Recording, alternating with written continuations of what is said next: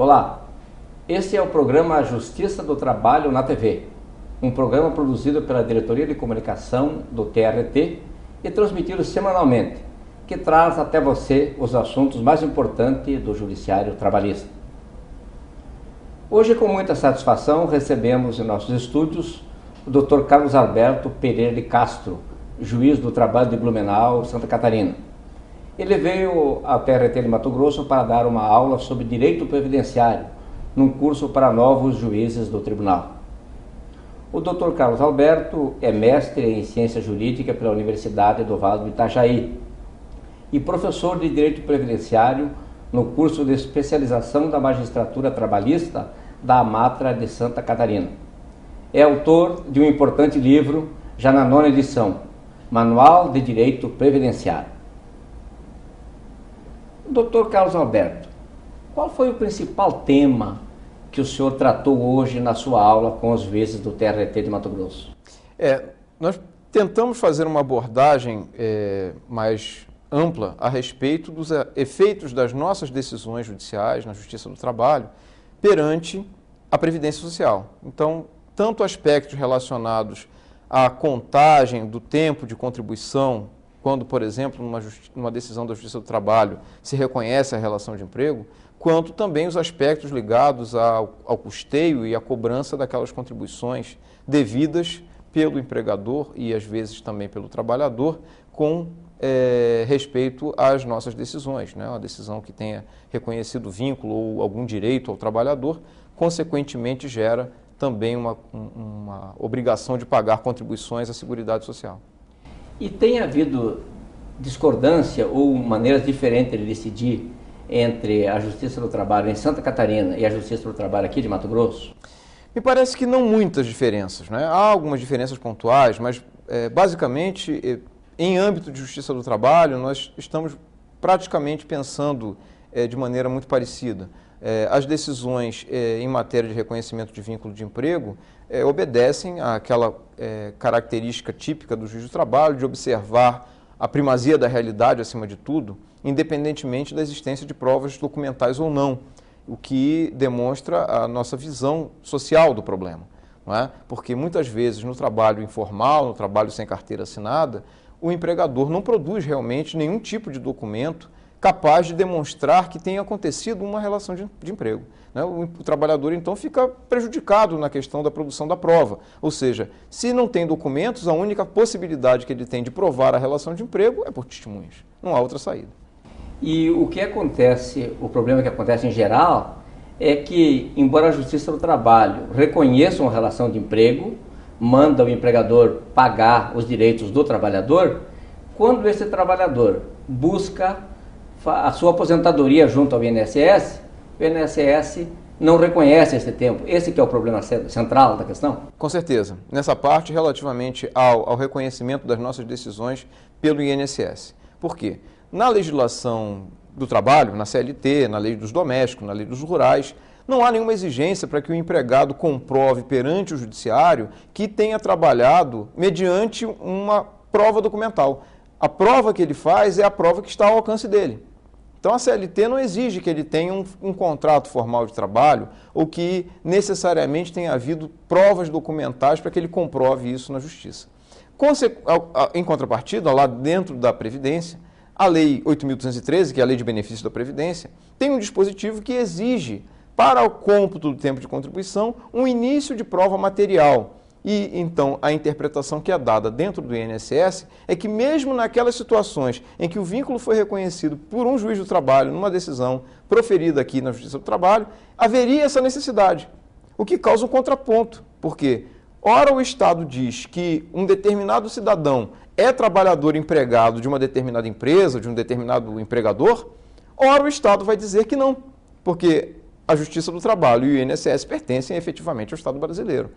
Né? Daí, a meu ver, pelo menos, né, num sentido mais amplo, né, uma disparidade muito grande. Quer dizer, é o mesmo fato tratado de maneira diversa por dois órgãos do mesmo poder público. Perfeito. Nós vamos para um pequeno intervalo e voltamos em seguida.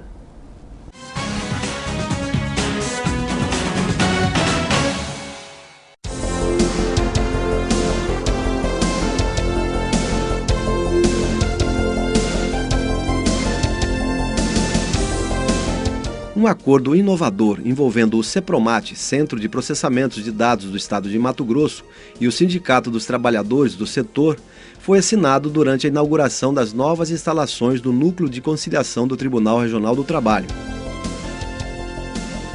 A conciliação permitiu superar as diferenças que se arrastavam entre os envolvidos em relação ao plano de cargos, salários, benefícios e vantagens dos servidores do CEPROMAT.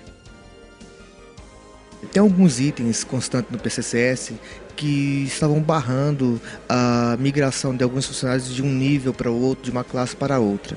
Então, algumas cláusulas de barreiras que faziam isso, o juiz do conciliador reuniu a empresa e sindicato, e depois de algumas discussões, esses itens foram retirados do PCCS. Esse acordo é muito interessante para a classe trabalhadora do CEPROMAT, uma vez que poderá migrar todos os trabalhadores para um mesmo PCCS, onde todos terão o mesmo tratamento pela empresa, e as leis de migração, de migração de cargo, de níveis, fica mais claro para todos, inclusive para nós do sindicato. Bom, nós assinamos o novo PCCS, na verdade é uma resolução, uma conciliação do novo plano de cargos, carreiras e salários do CEPROMAT, onde procuramos corrigir algumas imperfeições que haviam nos planos antigos e procurando, acima de tudo, fazer com que a vida funcional do servidor seja estabelecida de uma forma correta. Esse é das orientações que o governador Blairo Maggi tem dado para nós, para que trate o servidor com o máximo respeito e justiça. E é isso que a gente tem procurado fazer lá no CEPROMAT.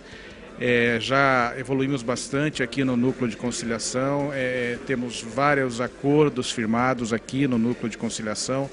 Nós temos aí um apoio muito grande do Dr. Luiz Aparecido no núcleo, que não tem medido esforços para que, junto com o sindicato dos servidores e mais a empresa, todo o corpo jurídico da empresa, consigamos aí chegar num bem comum, num acordo em que as partes saiam satisfeitas. É muito importante o núcleo de conciliação, porque as pessoas trazem, nós procuramos atender o máximo possível a vontade das partes. Esse acordo está sendo apontado como uma forma de prevenir o ajuizamento de novas reclamações trabalhistas. É um acordo quase que inédito aqui para o tribunal, porque na verdade o núcleo de conciliação intermediou a assinatura de um plano de cargos e salários do CEPROMAT com o sindicato. Existiam no CEPROMAT 3 planos de cargos e salário, o que suscitava um monte de ação trabalhista para discutir enquadramento, para discutir essas questões.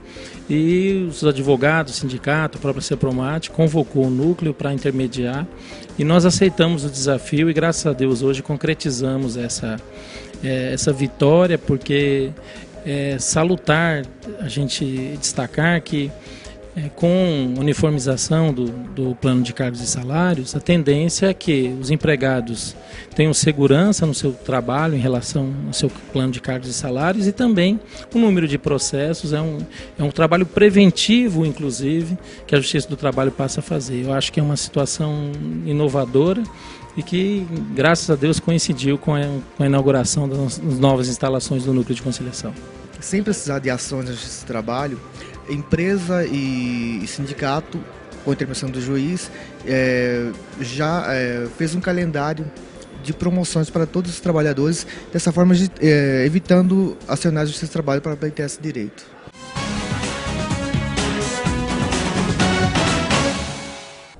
Estamos conversando com o juiz Carlos Alberto Pereira de Castro, da Justiça do Trabalho de Santa Catarina.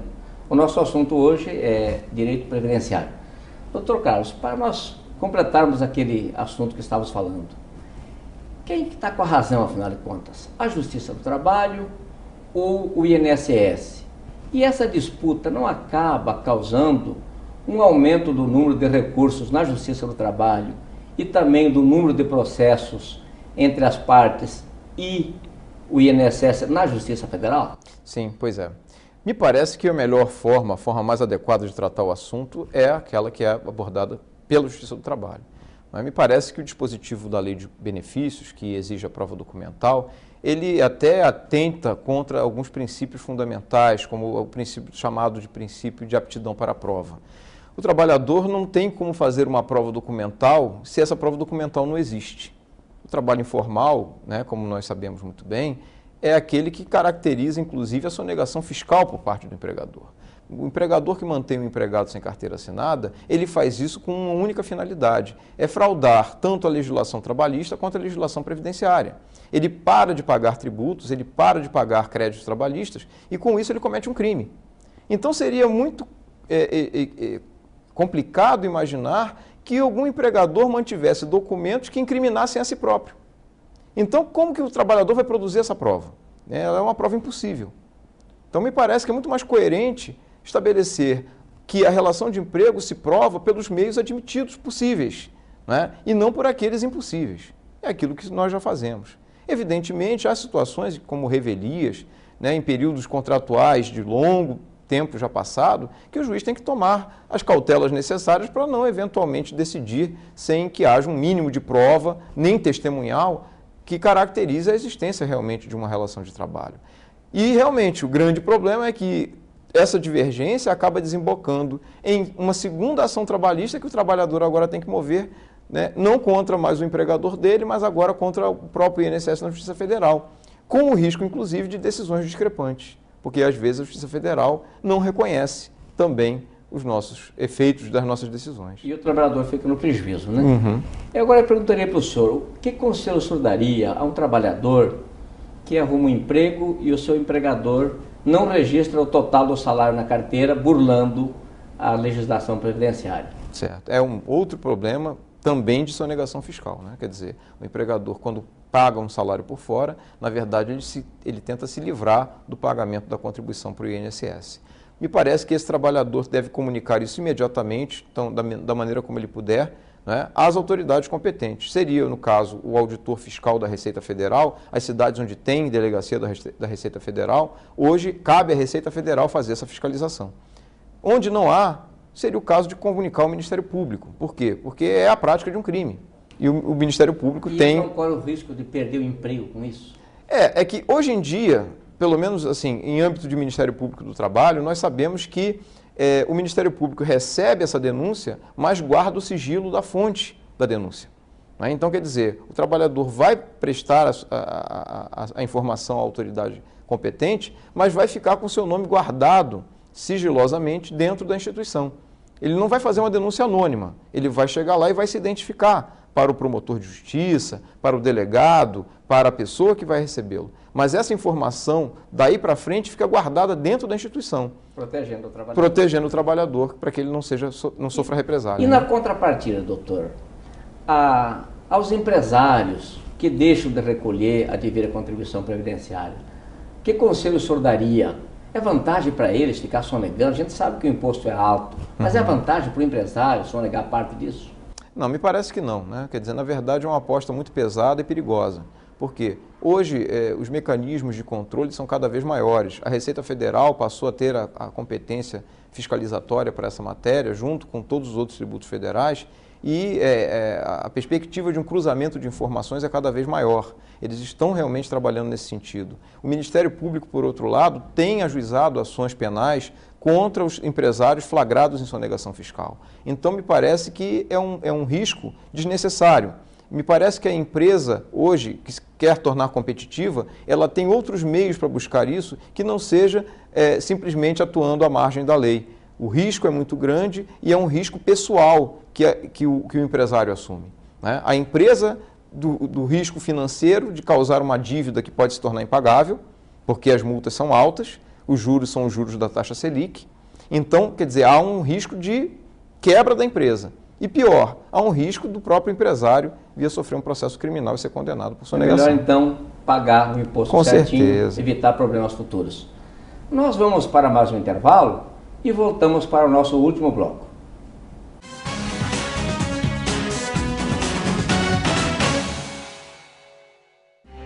O site do Tribunal Regional do Trabalho mudou de nome. Agora você poderá acessar o portal da Justiça do Trabalho de Mato Grosso através de seu novo endereço eletrônico, www.trt23.jus.br. Lá você encontrará as notícias do Judiciário Trabalhista diariamente atualizadas, serviços, consultas e muito mais. Não esqueça, www.trt23.jus.br. Tribunal Regional do Trabalho. Mato Grossense como você.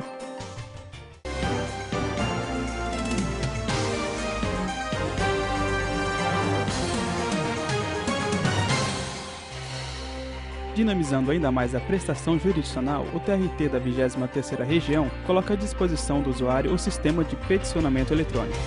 Este sistema permite ao advogado enviar as petições iniciais e as complementares a serem juntadas a processos em andamento, e tem como características principais a segurança e eficiência.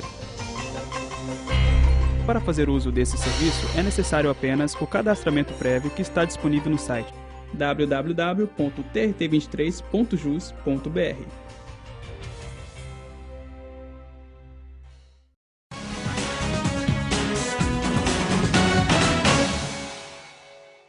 Estamos de volta aqui com o juiz Carlos Alberto Pereira Castro, juiz do trabalho de Santa Catarina.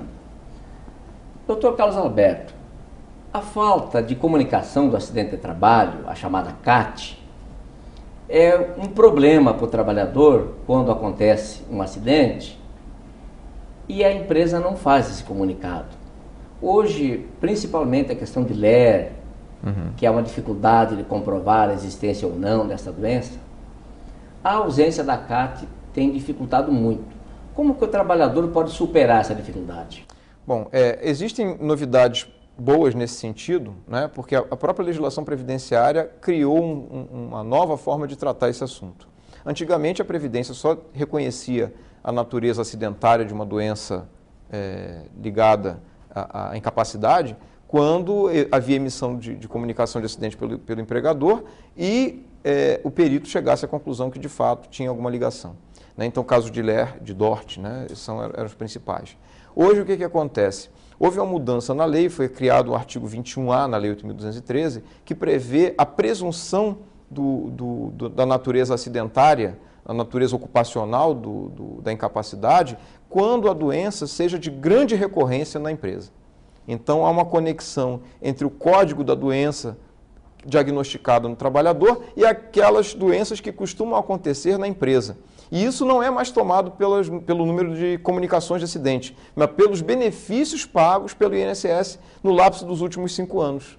Então, a CAT passou a ser um documento que não tem tanta relevância assim. Pode ser presumido. A partir da existência de vários casos similares naquela empresa. Outro problema muito grave que se vê junto ao INSS é a questão de quando falece a pessoa, os seus familiares vão atrás da pensão. Quando não há um casamento formal, quando não tem documentos, o INSS não aceita prova testemunhal. Ele quer que tenha um documento que comprove que aquela pessoa, de fato, tinha aquele vínculo de parentesco.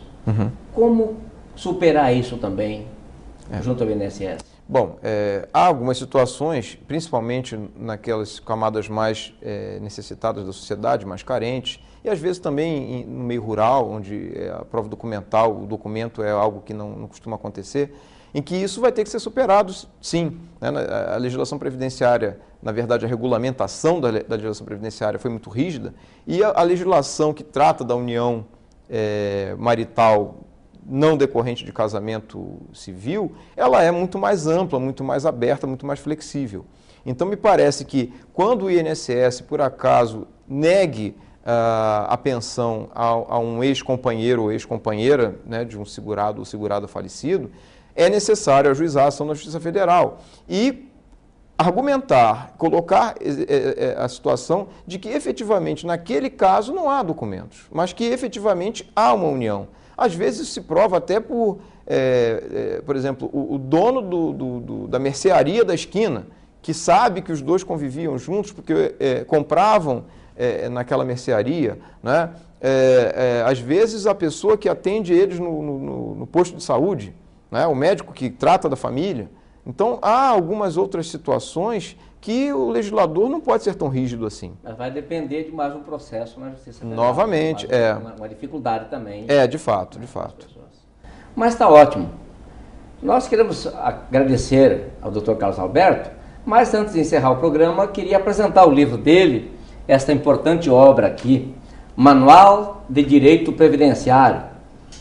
Esse livro é de coautoria do Dr. Carlos Alberto, e eu vou perguntar para ele aonde que os nossos telespectadores poderão adquirir esse livro, poderão consultá-lo. Para comprar, não se encontra no mercado aqui de Mato Grosso. A editora que edita o livro vende pela internet. Vende pela internet. Como é o nome da editora, doutor? É Conceito Editorial, né? Há o site www.livrariaconceitoeditorial.com.br. Né? A partir do site é possível adquirir, e em alguns sites também jurídicos, né? Como o da Saraiva e outros, também se consegue adquirir. Eu não sei efetivamente se ele está sendo comercializado nas livrarias locais, mas acredito que possa até acontecer de estar. Né? Ele tem uma distribuição relativamente boa. Né? Mas na internet, nesses dois endereços, pelo menos, com certeza, é localizado, dá para localizar. Muito bem. Nós agradecemos a entrevista do Dr. Carlos Alberto, foi muito importante, tratou de vários assuntos, e também agradecemos a todo o nosso telespectador que nos prestigiou com sua audiência. Na próxima semana estaremos aqui falando mais um pouco sobre direito do trabalho. Até lá e muito obrigado.